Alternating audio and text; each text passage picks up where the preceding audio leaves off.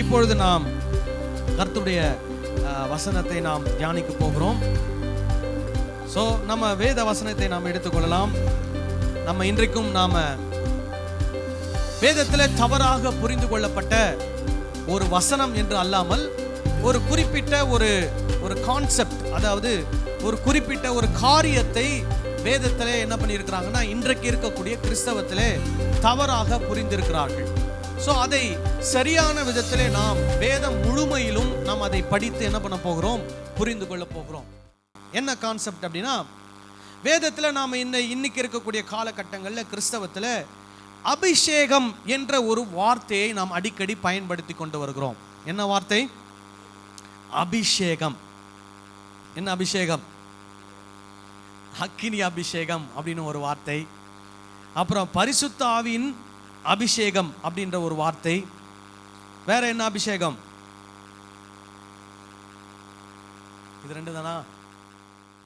சரி, நீங்க வேதத்தில் நீங்க பார்த்தீங்கன்னா நம்ம எந்த ஒரு காரியமானாலும் முதல்ல நம்ம மைண்ட்ல வர வேண்டிய ஒரு விஷயம் என்ன அப்படின்னா, இயேசு கிறிஸ்து இதை பற்றி என்ன சொல்லி இருக்கிறார். எப்படி? எந்த ஒரு குறிப்பிட்ட காரியமானாலும் இயேசு அதை பற்றி என்ன சொல்லி இருக்கிறார். சரி, இயேசு அதை பற்றி என்ன சொல்லி இருக்கிறார் அப்படின்றத நம்ம ஒரு வசனத்தின் மூலமாக நாம் என்ன பண்ணுவோம், தெரிந்து கொள்வோம். அப்போஸ்தலர் 1ஆம் அதிகாரத்தை எடுத்துக்கொள்ளலாம். அப்போஸ்தலர் 1ஆம் அதிகாரம் 4ஆம் வசனத்தை வாசிக்கலாம். அன்றியும் அவர் அவர்களுடனே கூடி வந்திருக்கும் போது அவர்களை நோக்கி யோவான் ஜலத்தினாலே ஞானஸ்நானம் கொடுத்தான். நீங்கள் சில நாளுக்குள்ளே பரிசுத்த ஆவியினாலே ஞானஸ்நானம் பெறுவீர்கள். ஆகையால் நீங்கள் எருசலேமை விட்டு போகாமல் என்னிடத்தில் கேள்விப்பட்ட பிதாவின் வாக்குத்தத்தம் நிறைவேற காத்திருங்கள் என்றார்.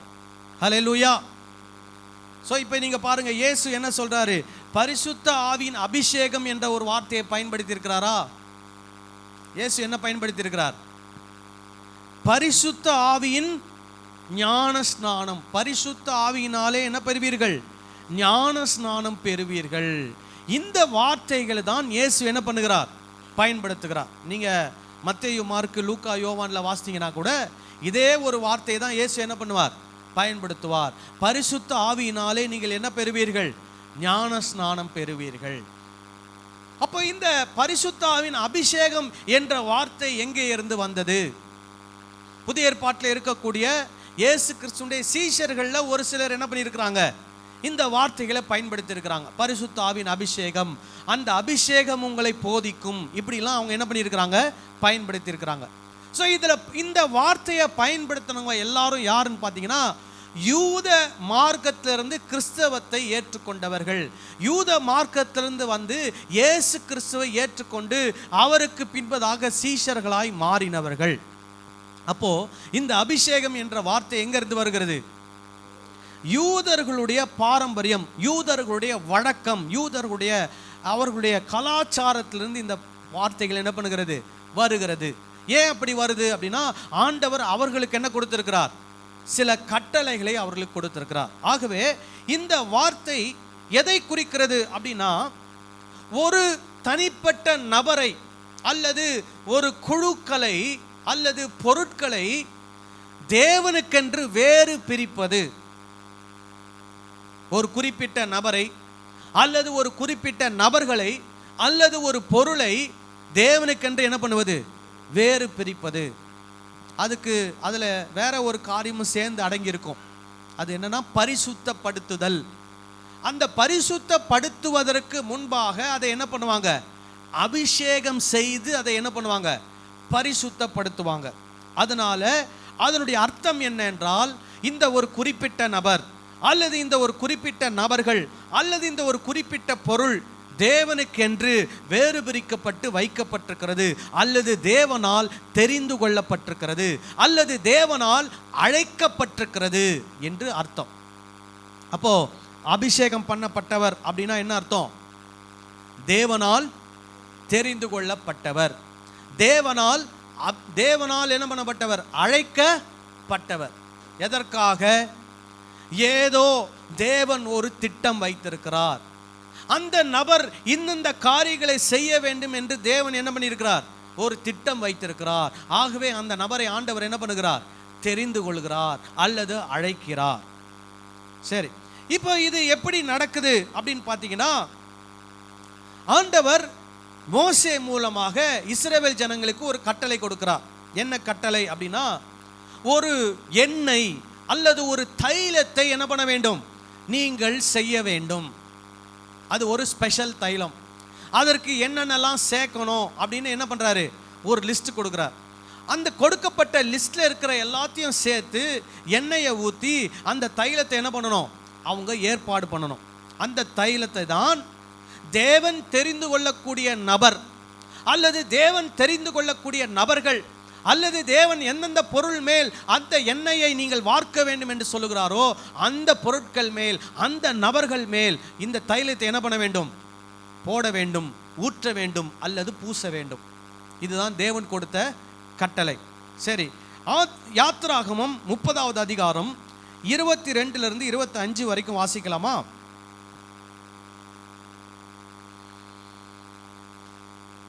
பின்னும் கர்த்தர் மோசேயை நோக்கி, மேன்மையான சுகந்த வர்க்கங்களாகிய சுத்தமான வெள்ளை போலத்தில் பரிசுத்த ஸ்தலத்தின் சேக்கலின்படி 500 சேக்கல் எடையையும் சுகந்த கருவா பட்டையிலே அதில் பாதியாகிய 250 சேக்கல் எடையையும் சுகந்த வசம்பில் 250 சேக்கல் எடையையும் லவங்க பட்டையில் 500 சேக்கல் எடையையும் ஒலிவ எண்ணெயில் 1 குடம் எண்ணெயையும் எடுத்து அதனால் பரிமள தைலக்காரன் செய்வது போல கூட்டப்பட்ட பரிமள தைலமாகிய சுத்தமான அபிஷேக தைலத்தை உண்டு பண்ணுவாயாக.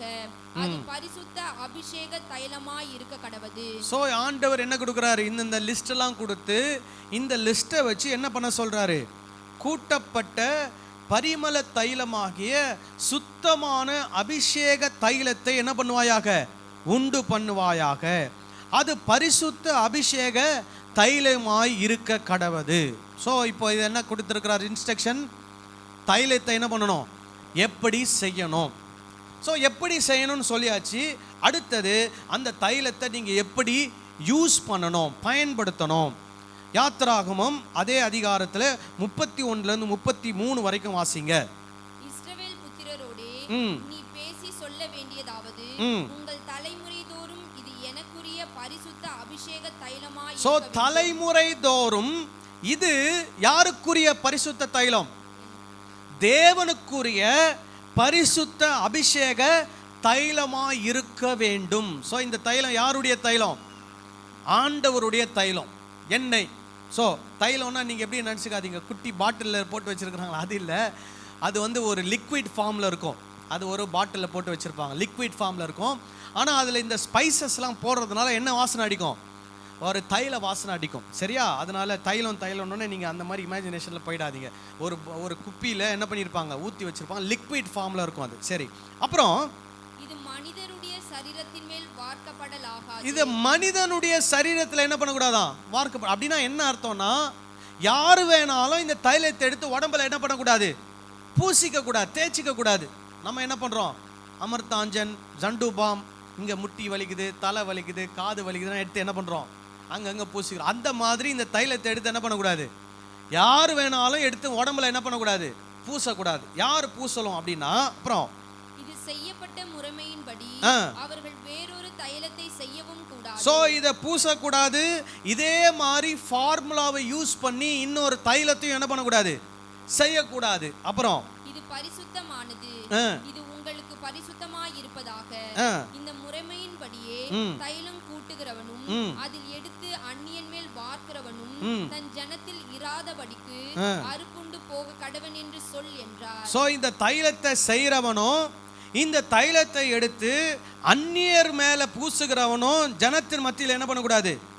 இருக்கக்கூடாது. அவங்க என்ன பண்ணணும்? இருக்கக்கூடாதுன்னா என்ன பண்ணணும்?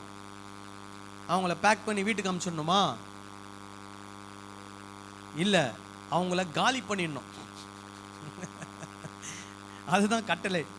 ஏன் இப்படி கட்டளை ஆண்டவர் கொடுக்குறாருன்னா, இந்த மாதிரி 1-2 பேர் செய்யக்கூடிய தவறு யாரை பாதிக்கும்? முழு தேசத்தையும் என்ன பண்ணும்? பாதிக்கும். அதனால அந்த 1-2 பேர் என்ன பண்ணக்கூடாது? உயிரோடவே என்ன பண்ணக்கூடாது? இருக்கும். இதெல்லாம் கேட்கும் போது உங்களுக்கு ரொம்ப பயங்கரமான தெய்வமாக இருப்பார் போல் அப்படின்னு நீங்கள் யோசிக்கலாம். அதுக்கு நிறைய காரணங்கள் இருக்கிறது. அது பெரிய எக்ஸ்பிளனேஷன் பண்ணி உங்களுக்கு என்ன பண்ணணும்? சொல்லணும். சரி, இப்போ இந்த யாத்திராகும் 30ஆம் அதிகாரத்தில் இதெல்லாம் நம்ம வாசிக்கிறோம். இது யார் மேலே பூசணும் அப்படின்னா, இதை ஆசாரியர்கள் மேலே தான் என்ன பண்ணணும்? பூசணும், அபிஷேகம் பண்ணணும் அப்படின்னு சொல்லி ஆண்டவர் சொல்லியிருக்கிறார். சரி, இது யார் யார் மேலெல்லாம் இது பூசப்படுகிறது அப்படின்றத நம்ம பார்க்கலாம். முதல்ல இது யார் மேலே பூசப்படுகிறது அப்படின்னா, ஆசாரியர்கள் மேலே பூசப்படுகிறது. நீங்கள் பார்த்தீங்கன்னா யாத்ராகமம் 40வது அதிகாரம் 13லேருந்து 15 வரைக்கும் வாசிங்க. ஆரோனுக்கு பரிசுத்த வஸ்திரங்களை உடுத்தி எனக்கு ஆசாரிய ஊழியம் செய்யும்படிக்கு அவனை அபிஷேகம் பண்ணி அவனை பரிசுத்தப்படுத்து. சோ அவனை என்ன பண்ணணுமா? அபிஷேகம் பண்ணி அவனை என்ன பண்ணணுமா? பரிசுத்தப்படுத்தணும். சோ இப்போ ஆரோனை அபிஷேகம் பண்ணும்போது ஆரோனை என்ன பண்ணுகிறார்கள்? பரிசுத்தப்படுத்துகிறார்கள். இது ரெண்டுமே என்னன்னா, ஒன்று அடையாளம், இன்னொன்று என்ன? வேறு பிரிக்கப்படுவது. ஸோ ஆசாரியன் ஆரோன் அவர் அடையாளப்படுத்தப்படுகிறார், அவர் வேறு பிரிக்கப்படுகிறார். அப்படின்னா என்ன அர்த்தம்? இந்த ஆண்டவர் வச்சிருக்கக்கூடிய இந்த ஆசாரிய ஊழியத்தை யார் மாத்திரம்தான் செய்ய போறது? ஆரோன் மாத்திரம்தான் செய்ய போகிறார். இந்த ஆசாரிய ஊழியத்தை செய்வதற்கென்று பிரத்யேகமாக ஆரோன் என்ன பண்ணப்பட்டிருக்கிறார்? தெரிந்து கொள்ளப்பட்டிருக்கிறார், அழைக்கப்பட்டிருக்கிறார், அல்லது அவருக்கு இந்த பொறுப்பு என்ன பண்ணப்பட்டிருக்குது? கொடுக்கப்பட்டிருக்கிறது. ஸோ இதுக்கு அடையாளமாக தான் என்ன பண்ணுறாங்க? அவர் தலையில் என்ன பண்ணுறாங்க? இந்த எண்ணெயை என்ன பண்ணுறாங்க? ஊற்றுறாங்க, தலையில் ஊற்றுறாங்க. அது அபிஷேகமாக அவருக்கு என்ன பண்ணுகிறது? இறங்குகிறது. வாசிக்கிறேன், அப்புறம் தொடர்ந்து வாசிங்க. அவன் குமாரரையும் வர செய்து, ஸோ அவனுடைய குமாரரையும் வர செய்து அவர்களுக்கு அங்கிகளை உடுத்தி அவர்கள் எனக்கு ஆசாரிய ஊழியம் செய்யும்படி அவர்களையும் அவர்கள் தகப்பனை அபிஷேகம் பண்ணினபடியே அபிஷேகம் பண்ணுவாயாக. அவர்கள் பெறும் அந்த அபிஷேகம் தலைமுறை தோறும் நித்திய ஆசாரியத்துவத்துக்கு ஏதுவாய் இருக்கும் என்றார். சோ நித்திய ஆசாரியத்துவம் அப்படின்னு சொன்னா என்ன அர்த்தம்? அந்த காலம், மோசே அபிஷேகம் பண்ணின காலம் முதல் இந்த காலம் வரைக்கும் யார்தான் ஆசாரியரா இருக்கணும்? ஆரோன் குடும்பத்தை சேர்ந்தவர்கள் மாத்திரம்தான் என்னவா இருக்கணும்? ஆசாரியர்களா இருக்கணும். அதுல தான் யார் வருவா? பிரதான ஆசாரியன், முதன்மை ஆசாரியன் மற்றும் சில ஆசாரியர்கள். ஆனா அவங்க எந்த கோத்திரத்தை சேர்ந்தவர்கள் அப்படின்னு பார்த்தீங்கன்னா, லேவி கோத்திரத்தை சேர்ந்தவர்கள். they belong to the tribe of Levi. So Levi கோத்திரத்தை சேர்ந்தவர்கள்.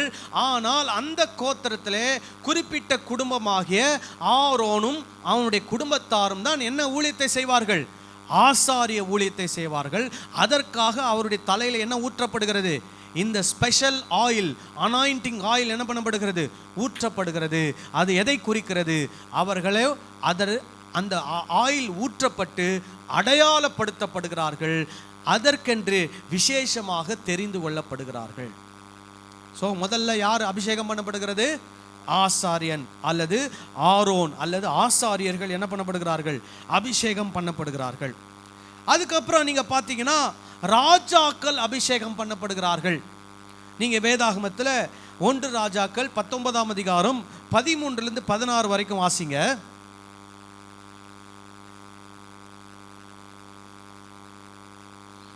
1 ராஜாக்கள் 19 13லிருந்து 16. அதை எலியா கேட்டபோது, சோ இப்போ இது யாருக்கு வருது?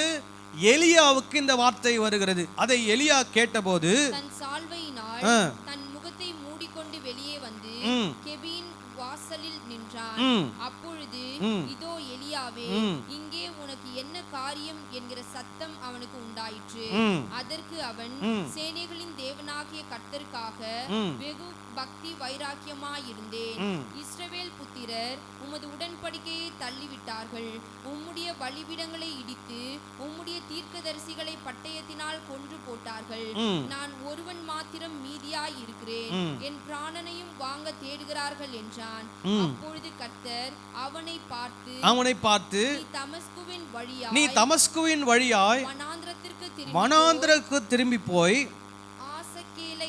ஆசகேலை சீரியாவின் மேல் ராஜாவாக என்ன பண்ணு, அபிஷேகம் பண்ணு. அப்போ ரெண்டாவது யார் அபிஷேகம் பண்ணப்படுறது? ராஜாக்கள் அபிஷேகம் பண்ணப்படுகிறார்கள். அப்புறம் அடுத்து தொடர்ந்து வாசிப்போம். பின்பு நிம்சியின் குமாரனாகிய யெகூவை இஸ்ரவேலின் மேல் ராஜாவாக அபிஷேகம் பண்ணி ஆபேல் மேகோலா ஊரானான சாப்பாத்தின் குமாரனாகிய எலிசாவை உன் ஸ்தானத்திலே தீர்க்கதரிசியாக அபிஷேகம் பண்ணு. இப்ப இங்க ரெண்டு விஷயம் வந்துருச்சு. ஒன்னு யார் அபிஷேகம் பண்ணப்படுறா? ராஜா அபிஷேகம் பண்ணப்படுறார். இன்னொன்னு யார் அபிஷேகம் பண்ணப்படுறா? தீர்க்கதரிசி அபிஷேகம் பண்ணப்படுறார். ஸோ இப்போ ஏற்கனவே என்ன சொல்லியிருக்கிறேன்? ஆசாரியன், இப்போ ராஜா, அப்புறம் தீர்க்கதரிசி. இப்போ ஆசாரியன் எதற்காக அபிஷேகம் பண்ணப்படுறார்? என்ன அடையாளம்? அவர் அந்த அபிஷேகம் அடையாளம் எதுக்காக? தேவனுடைய ஆலயத்தில் அந்த பிரகாரம் பரிசுத்த ஸ்தலம், மகா பரிசுத்த ஸ்தலத்தில் நின்று அவங்க என்ன பண்ணணும்? தேவனுக்கும் மனிதர்களுக்கும் என்னவா இருக்கணும்? மத்தியஸ்தர்களாக நின்று தேவன் சொல்லுகிற வார்த்தைகளை யாருக்கு சொல்லணும்? ஜனங்களுக்கு சொல்லணும். ஜனங்கள் சார்பிலே தேவனுக்கு முன்பாக பலிகளை செலுத்தி ஜனங்களுக்கு என்ன பண்ணணும்? பாவ நிவிர்த்திகளை, அவர்களுடைய பலிகளை தேவனுக்கு நேராக என்ன பண்ண வேண்டும்? ஏறெடுக்க வேண்டும். இதுதான் யாருடைய வேலை? ஆசாரியருடைய வேலை முதல்ல. ரெண்டாவது ராஜாவுடைய வேலை. ராஜா அபிஷேகம் பண்ணப்பட்டவனே அவனை என்ன பண்றாங்க? அடையாளப்படுத்துறாங்க. எதுக்காக? இவர் என்னவா போறாரு? ராஜாவாக போகிறார். இவர் ராஜாவாகி என்ன பண்ணணும்? அதே மாதிரி தான் தேவனுக்கும் மனிதர்களுக்கு இடையில இவர் என்னவா இருக்கிறாரு? தேவனுடைய பிரதிநிதியாக நிற்கிறார். Representative of God. யாருக்காக? தேவ ஜனங்களுக்காக. அப்ப தேவன் கொடுத்த நியாய பிரமாணத்தின்படி தேவ ஜனங்களை இந்த ராஜா என்ன பண்ணணும்? வழி நடத்த வேண்டும். ரெண்டாவது. மூணாவது, தீர்க்கதரிசிகளை அபிஷேகம் பண்ணப்படுகிறார்கள். தீர்க்கதரிசி மேல ஊத்துறோனே, இப்போ எலிசா யார் மேல ஊத்துறாரு? எலியா மேல ஊத்துறார். அப்படின்னா என்ன அர்த்தம்? எலியாவை எலிசா அடையாளப்படுத்துகிறார். என்ன அடையாளப்படுத்துகிறார்? இவரு என்னவா மாற போறாரு? தீர்க்கதரிசியாக போறாரு. அப்போ ஆண்டவர் என்ன சொல்றாரு? எலியா உன்னுடைய ஸ்தானத்திலே எலிசாவை என்ன பண்ணு?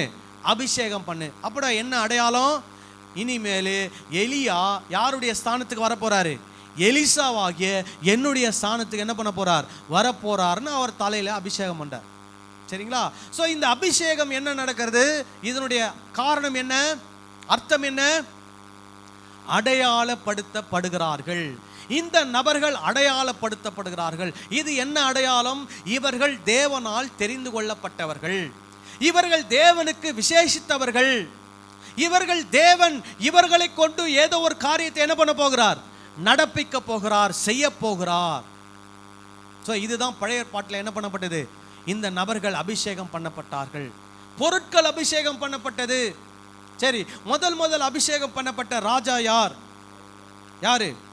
சவுல் ராஜா. எங்கே சொல்லப்பட்டிருக்குது? 1 சாமுவேல் 9ஆம் அதிகாரம் 15-16 வசனங்களை வாசிங்க. சவுல் வர ஒரு நாளுக்கு முன்பே கர்த்தர் சாமுவேலின்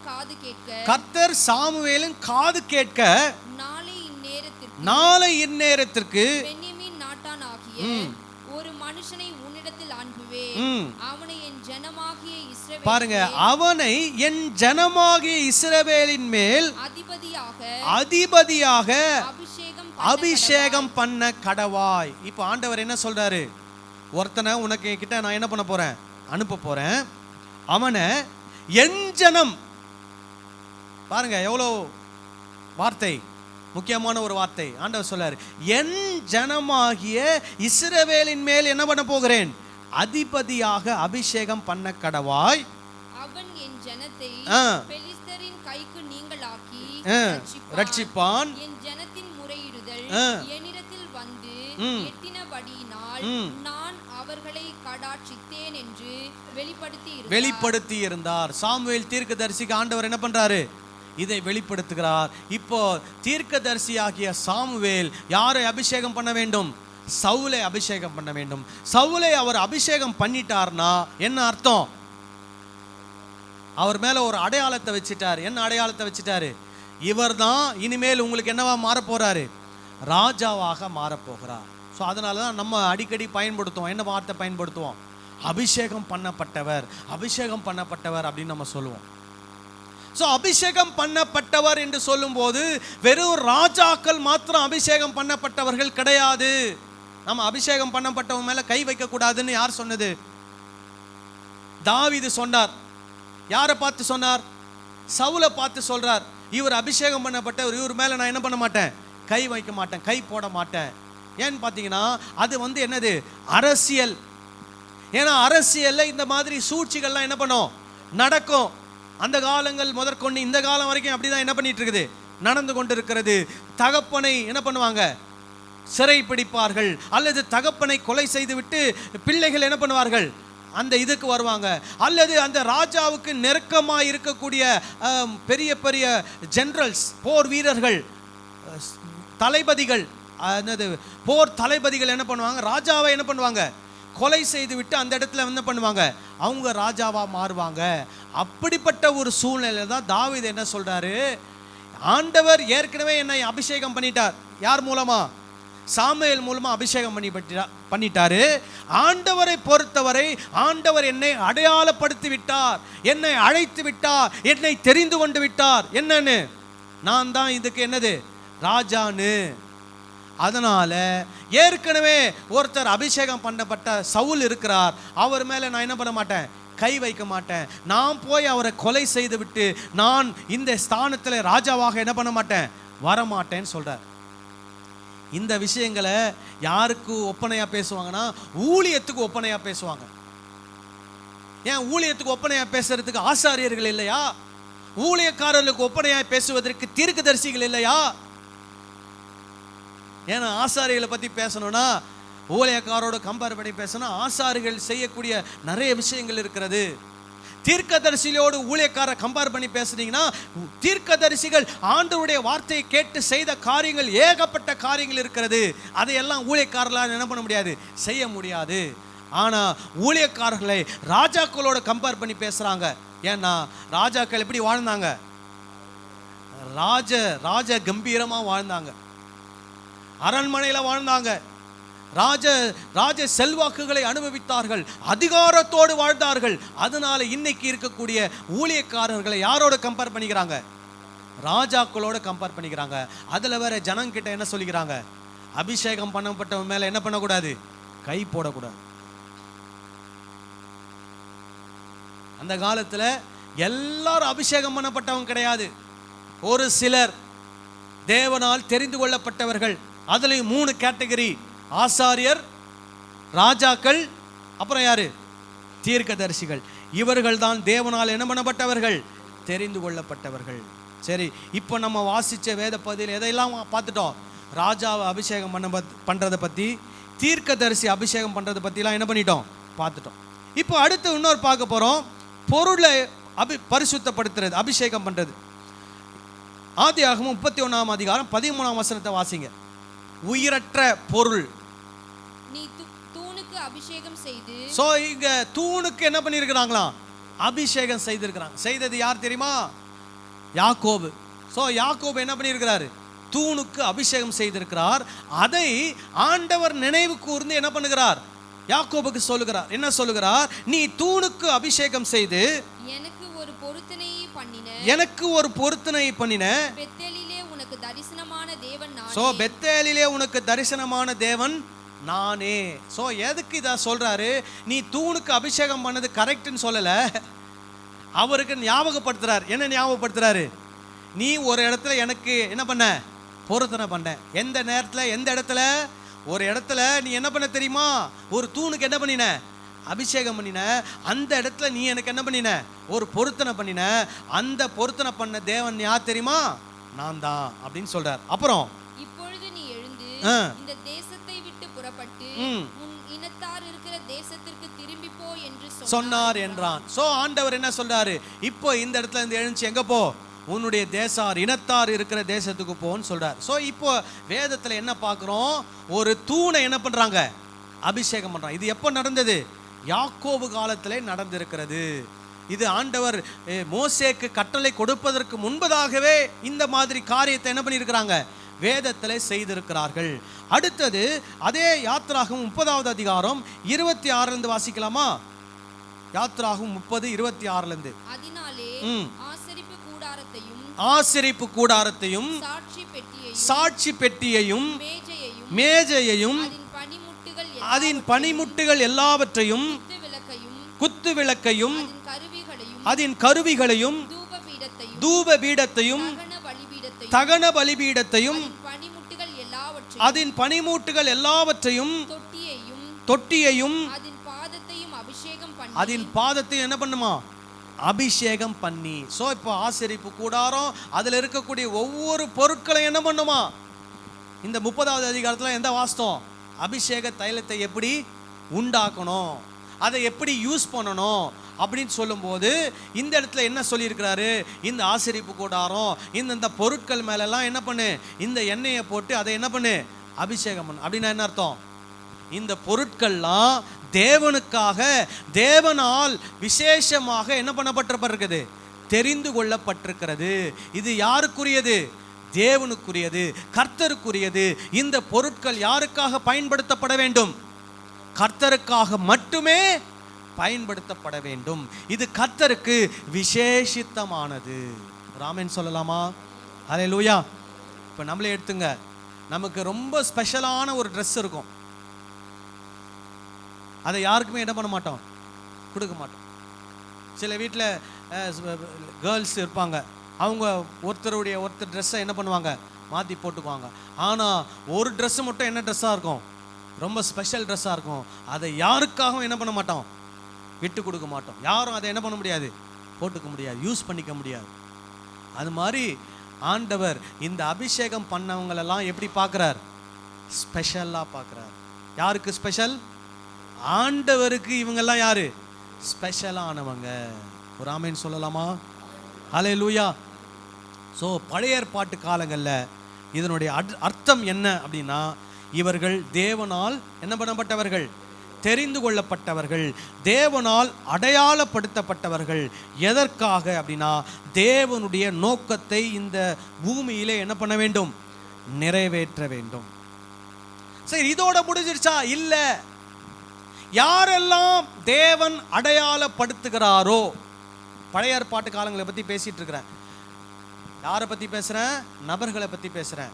யாரெல்லாம் ஆண்டவர் தமக்கு விசேஷமானவர்களாக அடையாளப்படுத்துகிறாரோ அவர்கள் எல்லாருக்குள்ளும் தம்முடைய ஆவியை என்ன பண்ணுகிறார்? வைக்கிறார் அல்லது ஊற்றுகிறார். ஸோ அடையாளம் வேற, ஆவியை வைக்கிறது வேற. புரிஞ்சிச்சா? ஆனால் ரெண்டும் ஒன்னோடு ஒன்று என்ன பண்ணுது?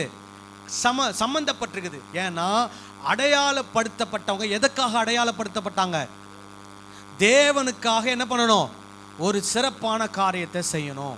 அப்போ தேவனுக்காக ஒரு சிறப்பான காரியத்தை அவங்க செய்யணும்னா அவங்களுக்கு என்ன வேணும்? ஒரு விசேஷித்த பலன், ஒரு விசேஷித்த அதிகாரம், ஒரு விசேஷித்த வல்லமை அவர்களுக்கு வேண்டும். அதனால் ஆண்டவர் என்ன பண்றாரு?